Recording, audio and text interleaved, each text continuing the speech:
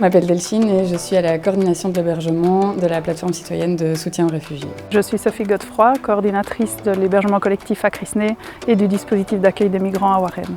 Je suis Florence, donc je suis référente pour la région Namur-Ciney pour la plateforme. Je m'appelle Anne-Catherine, je suis coordinatrice de l'antenne locale du Brabant Wallon pour la plateforme citoyenne de soutien aux réfugiés. Je m'appelle Coralie, j'habite à Tournai et au tout début du confinement, nous avons eu l'opportunité d'installer différents hébergements collectifs en Wallonie-Picarde.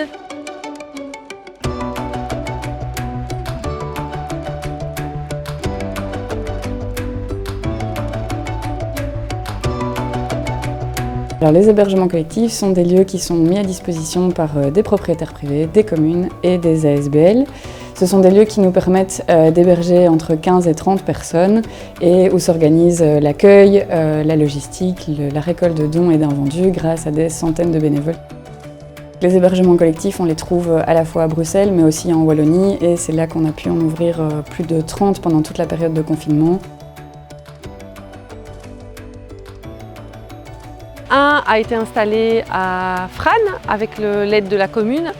L'autre lieu qui a été installé se trouve à Perruet, grâce à un local mis à disposition par la paroisse.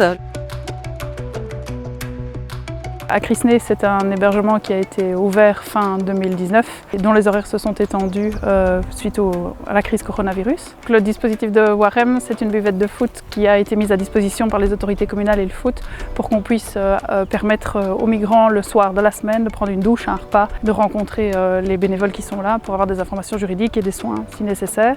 Et le vendredi soir, ils sont envoyés, s'ils le souhaitent, vers les hébergements collectifs de la région. Un aspect positif de l'engagement des bénévoles qu'on a découvert à l'occasion du confinement, c'est qu'on a pu démontrer que des citoyens bénévoles réunis ensemble arrivaient à faire tourner des dispositifs de manière tout à fait efficace.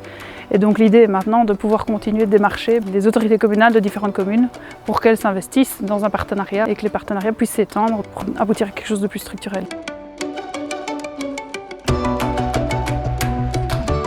Pendant la crise du Covid, nous avons demandé aux communes d'ouvrir des lieux pour accueillir les personnes qui étaient en situation de transit et qui étaient sans abri sur le territoire wallon. On a ouvert dans le Brabant Wallon 7 ou 8 hébergements collectifs de confinement dans des clubs de foot, des locaux scouts et des salles paroissiales essentiellement.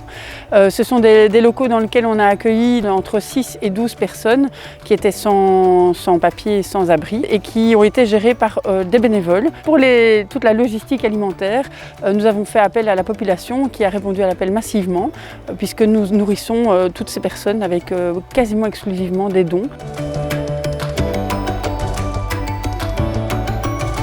Au début du Covid, on avait vraiment énormément de demandes d'hébergement. Donc ce qu'on a fait, on s'est très fort mobilisé pour essayer de trouver des hébergements collectifs.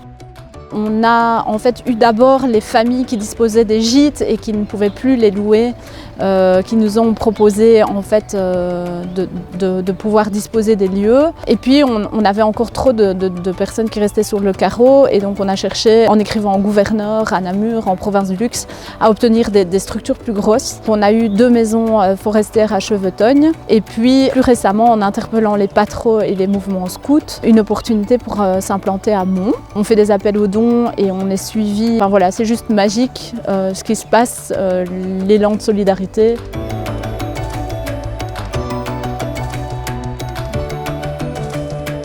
Si vous avez un lieu vide à disposition ou si vous avez envie d'interpeller votre commune pour qu'on en trouve un tous ensemble, n'hésitez pas à nous contacter.